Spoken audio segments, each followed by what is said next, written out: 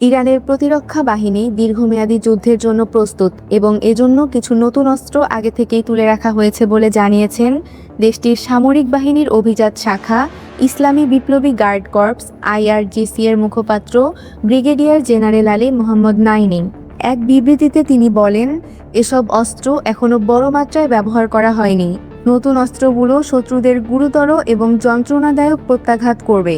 বর্তমানে সেগুলো পাইপলাইনে আছে, যথাসময়ে ব্যবহার করা হবে। এর আগে বৃহস্পতিবার প্রথমবারের মতো ইসরায়েলকে লক্ষ্য করে নিজেদের ক্লাস্টার ব্যালিস্টিক ক্ষেপণাস্ত্র খাইবার নিক্ষেপ করে ইরান। এরপরই এই বিবৃতি দেন ব্রিগেডিয়ার জেনারেল নাইনি। ইরানের পরমাণু প্রকল্প নিয়ে গত 6 ফেব্রুয়ারি থেকে 27 ফেব্রুয়ারি পর্যন্ত 21 দিন ধরে সংলাপ চলে তেহরান এবং ওয়াশিংটনের মধ্যে। 27 ফেব্রুয়ারি কোনো প্রকার সমঝোতা চুক্তি ছাড়াই শেষ হয় সেই সংলাপ। এর পরদিন অর্থাৎ 28 ফেব্রুয়ারি ইরানে অপারেশন এপিক ফিউরি শুরু করে যুক্তরাষ্ট্রের সামরিক বাহিনী। ওয়াশিংটনের সঙ্গে তাল মিলিয়ে একই সময়ে ইরানের সামরিক অভিযান অপারেশন রোয়ারিং লায়ন শুরু করে ইসরায়েলও।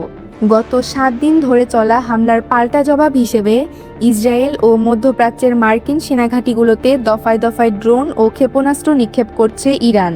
এরই ধারাবাহিকতায় এবার শত্রুদের বিরুদ্ধে নতুন ধরনের অস্ত্র ব্যবহারের ঘোষণা দিল তেহরান।